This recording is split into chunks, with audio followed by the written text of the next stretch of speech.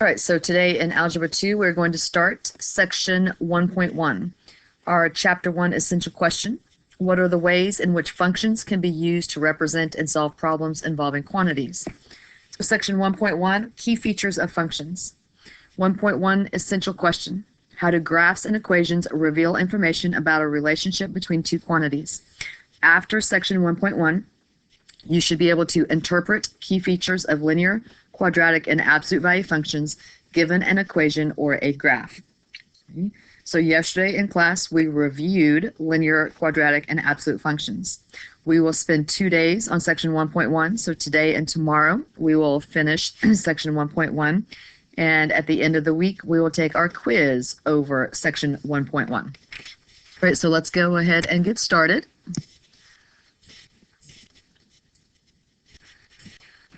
So the very first question, it says, a diver is going through ocean search and rescue training.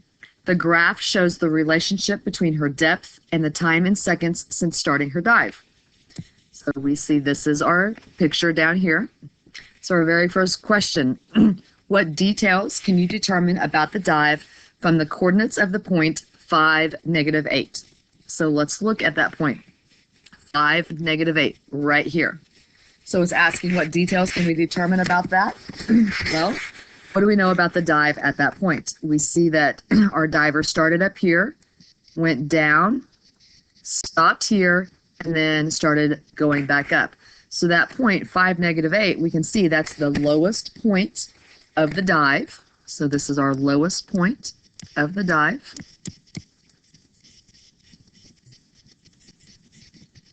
At 5, -8, which means, so what do the 5 and the -8 stand for? So we see that the x's, those are our times, and the y's, that's the depth in feet. And so we know that the diver reached the lowest point of the dive at 5 seconds after starting to dive.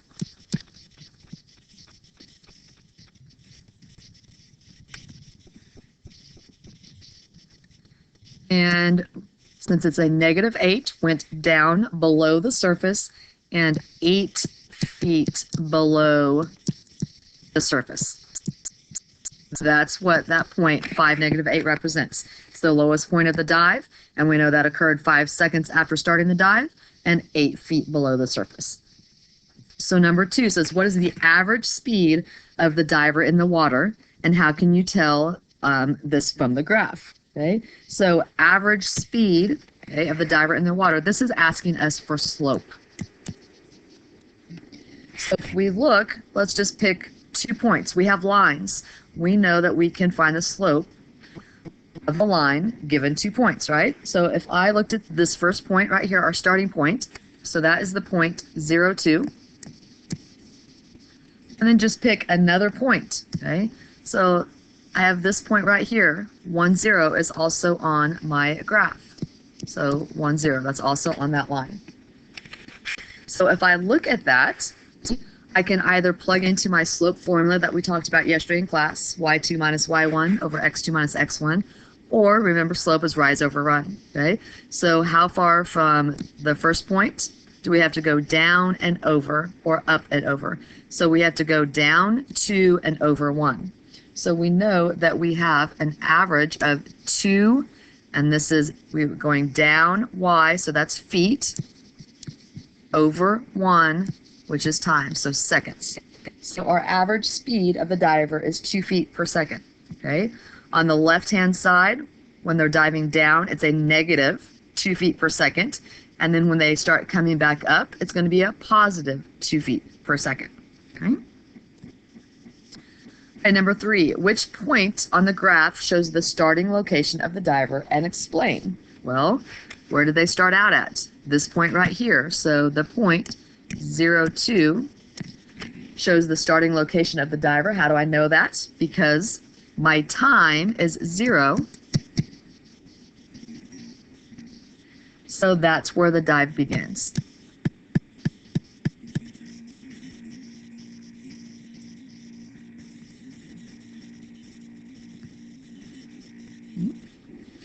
Right, our last question with this picture. What does the V shape of the graph tell you about the dive? And then what information does it not tell you? Okay, so the V shape, we can see that the diver started out going down and then came back up. So we know that the diver dove down and then back up. The V shape tells us that. Okay. The V shape of the graph does not tell me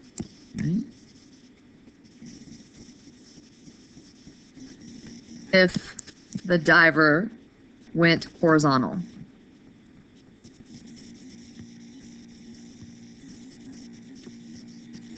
So a V shape does not give me any horizontal movement, right? It's just down and up.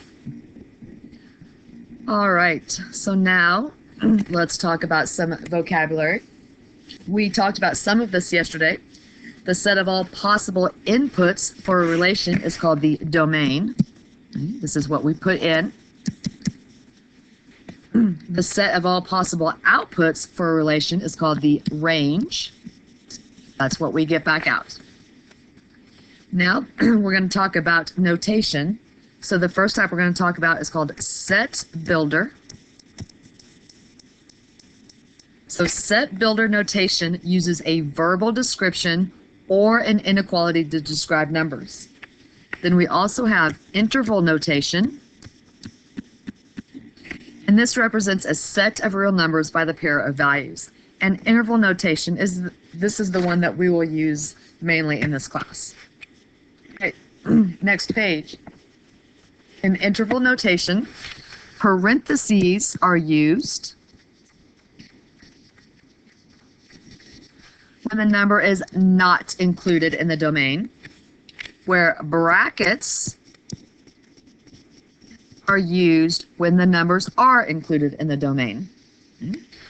When we are dealing with infinity, so negative infinity and positive infinity are always in parentheses. Okay?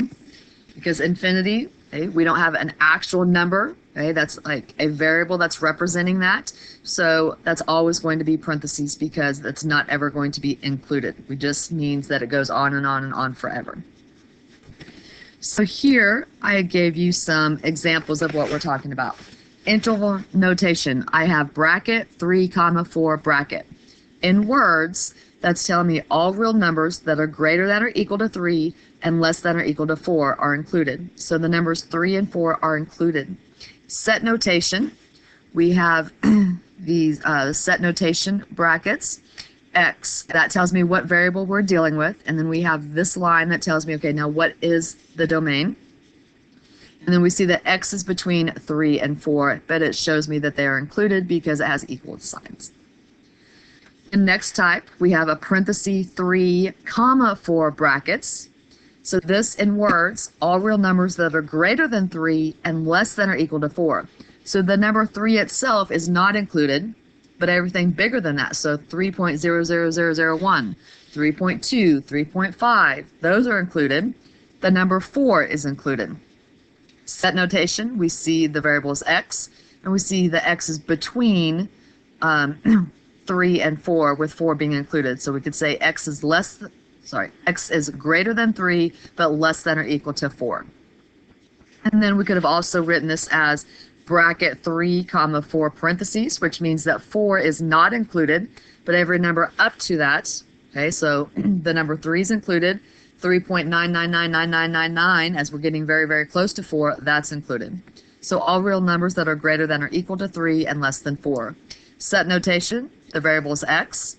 X is greater than or equal to 3 and less than 4. So let's put all of this knowledge to work. Okay, so our first example. What are the domain and the range of the function defined by y equals x squared minus 3? And I provided you with a graph. Let's just hit on a few things that we talked about yesterday. So x squared, this is a quadratic. We talked about this yesterday. The name of the graph is a parabola. It's a U shape. Right? Domain, that's all the x values, everything I can put in it. Remember that we read a graph from left to right, The arrows on the ends tell me that it goes on and on and on forever. So domain, we always start with the lowest number first. This arrow tells me that my x's keep going on and on and on forever. So this graph is going to keep extending, so I can put in any negative number. It's going to keep going out to negative infinity. Negative infinity is always a parenthesis, so parenthesis negative infinity, comma. Now I want the biggest x value that I can put into this function. Again, so as I'm going left to right, I see arrow, that means it's going on and on and on forever in this direction, so I can put in any positive number, so I can go to positive infinity. So an interval notation, that's negative infinity to positive infinity, also known as all real numbers. With all real numbers, I could also use this notation. So now we're going to look at what is the range. Remember, these are my y values. Again, we always start with the lowest number, the smallest number. So I look at what's the smallest y value on my u, on my parabola. It's this point. That's a -3. It's on the line, so that's a bracket. So bracket, -3, comma. Now at my y values, I see that my graph is opening up. It's going on and on and on forever. So I know that my biggest y value would be infinity. Infinity never has a bracket, so parentheses. So there's my range. Bracket, -3 to infinity, parentheses. So that's how we look at a graph and determine domain and range. You always start with the lowest number and then end with the highest number. Domain are x's, range are y's. So now example number 2. An air tanker flies over forest fires and drops water at a constant rate, okay, so constant rate, until its tank is empty. What are the domain and range of the function that represents the volume of water the air tanker can drop in x seconds? The picture, we don't have a graph, but it tells me that it releases water at a rate of 400 gallons per second and that the tank capacity is 8,000 gallons. So let's think about our domain, right? So our domain, that's how much water we have, right? We're talking about water that we're releasing per second, right? So our domain is how much, our domain is the time that it's going to take to release all of the water. So our range is how much water we have, right? We see right here we have 8,000 gallons, okay? So we have up to 8,000 gallons. We need to think about, can I have negative, okay? So if we're going to fill this tank, can I fill a tank with negative amount of gallons? No. So we know there will be no negative number of gallons, right? We can't have negative amount of something. So we know that x and y both have to be greater than or equal to 0. So my domain, I have 8,000 gallons. It releases 400 gallons per second. So what's the time that we're looking at here? So if we take 8,000, so to find my domain, 8,000 divided by 400, that tells me 20 seconds. In 20 seconds, this air tanker can completely empty its tank. So my domain starts at 0 seconds and goes up to 20 seconds. Both are included, so brackets, 0, 20 brackets. And that's my time. Those are in seconds. Our range, that's how much water, right, it holds. So again, I know that I can, if my tank is empty, that's 0. So bracket 0, because I can have an empty tank, up to how much does it hold? 8,000. So 8,000 brackets. Again, this is seconds and this is gallons. Okay. So that's how we can determine our domain and range, even if they didn't give me the function, but they told me everything I needed to know, and they didn't give me a graph. Right, so now it just says what are the domain and range of each function and put it in interval notation. So now they're going to give us the equation, but no graph to look at. Okay, so we're going to talk about everything that we discussed yesterday when we reviewed. So number 1, y equals the absolute value of x minus 4. Okay, absolute value. So remember, what did we talk about yesterday?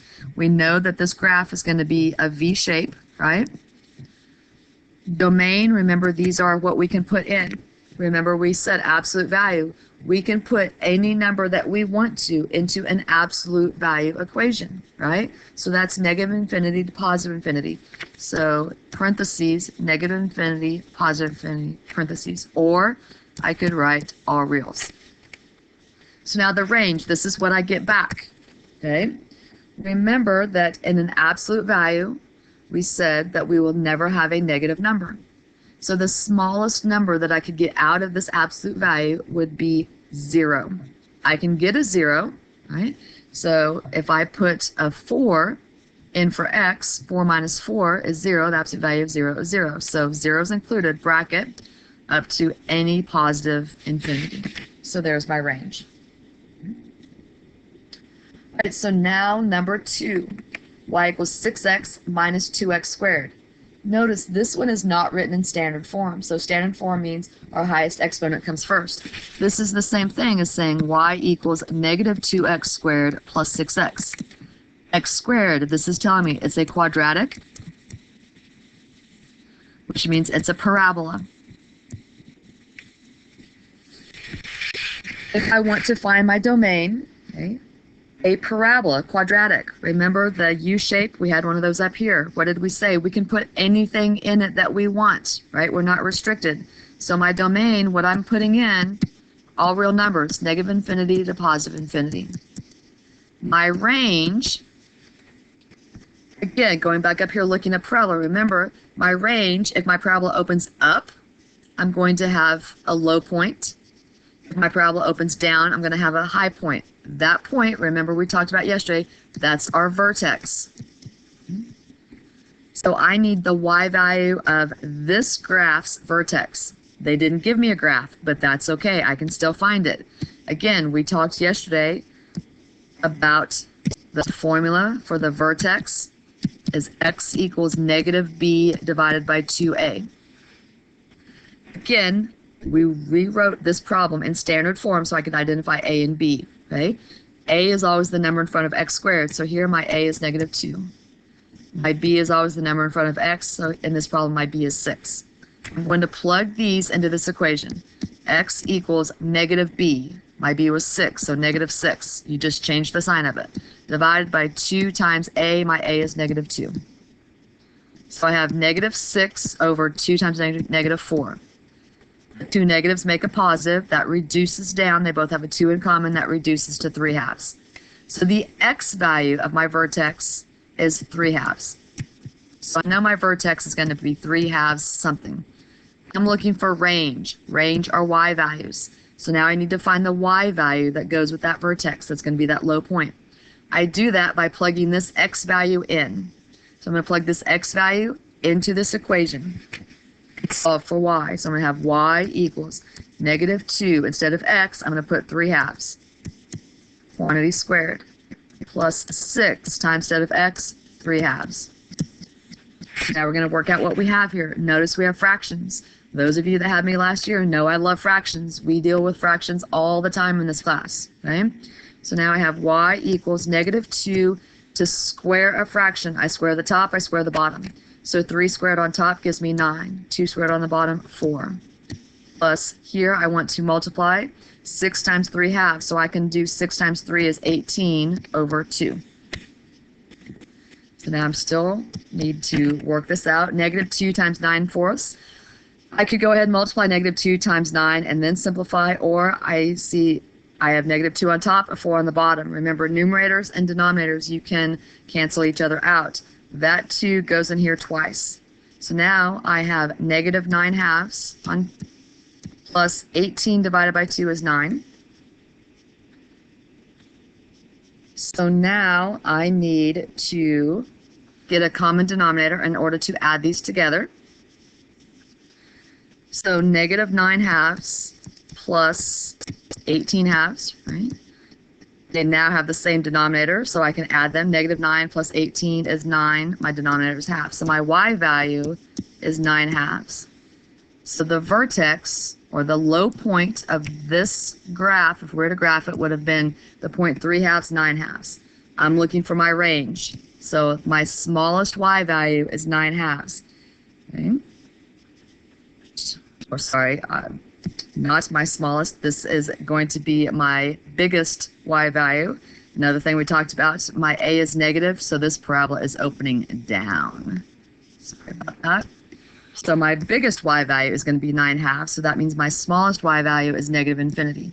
So negative infinity up to 9/2. 9/2 is included, so bracket. Okay. So that's how we would do a domain and range when we're not given a graph, but we're given the equations. All right, let's go to our next page. Again, we're going to talk about some vocabulary that hopefully is not new to us. So first we're going to talk about an x-intercept. An x-intercept is the x-coordinate of a point where a graph intersects the x-axis. A y-intercept is the y-coordinate of a point where the graph intersects the y-axis. So let's look at this example. It tells me a car starts its journey with a full tank of gas. The equation y equals 16 minus 0.05x relates the number of gallons of gas y left in the tank to the number of miles the car has traveled x. What are the x and y intercepts of the graph, and what do they represent about the situation? So in this class, you're going to find out we have to identify what is it referring to, what does it represent, okay? So they gave us the graph over here. Okay, so we want to go ahead and find our x-intercept. Remember, x-intercept, okay, that's where it crosses the x-axis. So we come down here and look at the x-axis. Where is our line going to stop? Right here, 320, right? So my x-intercept is 320. If I had to write that as an ordered pair, that would be 320, 0. So on an x-intercept, your y value will always be 0. What does that represent now? So tell me, what does this represent? So we see down here, this is distance traveled in miles. So this represents that the car can travel 320 miles. My y value is 0. What does y represent? The gallons of gas I have, okay? So I can travel 320 miles before it runs out of gas.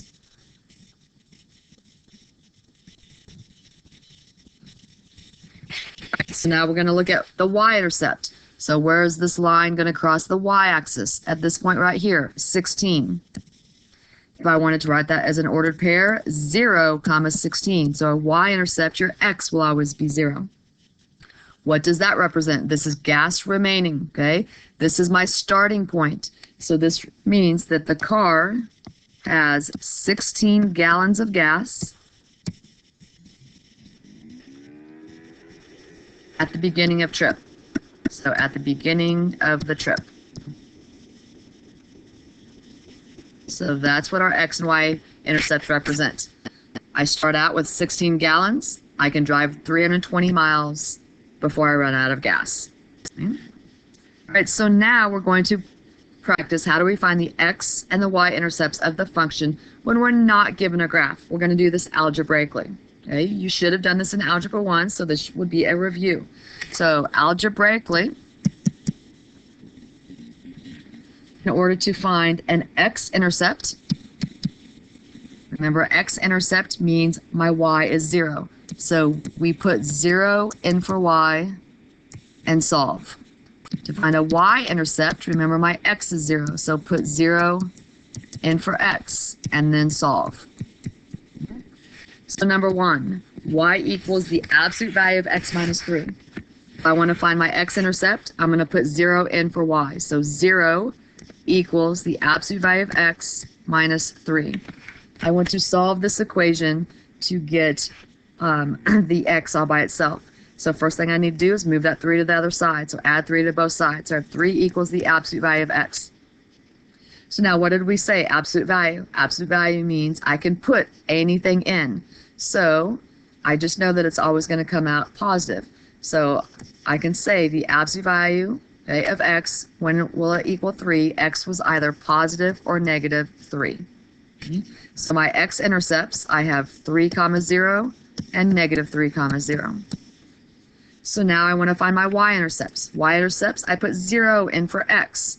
So y equals the absolute value of 0 minus 3. What's the absolute value of 0? 0. 0 minus 3 is negative 3. So my y-intercept is negative 3. 0, negative 3. So these are my x and y intercepts. Number 2, g of x equals 4 minus x squared. So x squared, this is a quadratic, which means it would be a parabola or a u-shape. To find my x-intercepts, again, I put 0 in for y, or g of x, means the same thing. So 0 equals 4 minus x squared. I'm going to solve this equation to get x all by itself. I have a negative x squared, so I'm going to move my x squared to the other side, and I get x squared equals 4. I have to get rid of x squared to make it just x, so the opposite of squaring a number is taking the square root. I put the square root into the problem, so remember, anytime you put the square root in the problem, you have two answers, a positive and a negative. So I have x equals positive and negative. The square root of 4 is 2. So my x-intercepts, negative 2 comma 0 and 2 comma 0. Now I'm going to find my y-intercept, so I'm going to put 0 in for x. So I have y equals 4 minus, instead of x, I'm going to put 0 squared. 0 squared is still 0. 4 minus 0 is 4. So y-intercept is 4. So the point 0 comma 4.